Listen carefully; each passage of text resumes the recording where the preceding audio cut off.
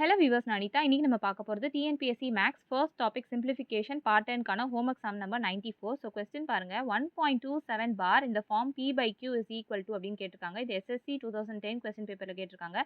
மற்ற காம்படிட்டிவ் எக்ஸாம்ஸ்லயும் இந்த மாதிரி கொஸ்டின்ஸ்லாம் கேட்பாங்க. இதை ஷார்ட் ஃபார்மா எப்படி நம்ம சால்வ் பண்ணலாம் அப்படின்றத நம்ம இந்த வீடியோல பார்க்க போறோம். ஸோ 1.27 பார் டைப் 1 டைப் 2 நம்ம செக் பண்ணணும். இது டைப் 1 ஏன்னா டெசிமல் பாயிண்ட்டுக்கு அப்புறம் இருக்க எல்லா டிஜிட்டுமே பார்க்குள்ள இருக்கு. ஸோ பி பை கியூனா எதுவுமே இல்லை, சாதா ஃப்ராக்ஷனாக நம்ம கன்வெர்ட் பண்ணோம். அதை தான் அப்படி கொடுத்துருக்காங்க. ஸோ ஃபர்ஸ்ட் ஸ்டெப் நம்ம டெசிமல் பாயிண்ட்டையும் பாரையும் ரிமூவ் பண்ணணும். ரிமூவ் பண்ணால் 127 அப்படின்னு இருக்கா. செகண்ட் ஸ்டெப் மைனஸ் போட்டுட்டு பார்க்குள்ளே இல்லாத நம்பர் எழுதணும். இங்கே பார்க்குள்ளே 1 தான் இல்லை, ஸோ 1ன்னு நான் எழுதுறேன்.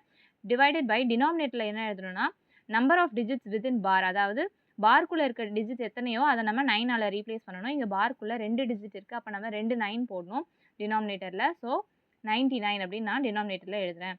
ஸோ 127 மைனஸ் 1 டிவைடட் பை 99 அப்படின்னு வருது. ஸோ 126 டிவைடட் பை 99 வருது. இது ஆப்ஷனில் எதுவுமே இல்லை, ஸோ கேன்சல் பண்ணணும். So 3 3s are 9, 3 4s are 12, 3 2s are 6, so 3 11s are 3 1s are 3, இங்கே balance 1, 3 4s are 12, so 14 by 11 தான் இந்த சம்க்கான ஆன்சர், ஆப்ஷன் பி.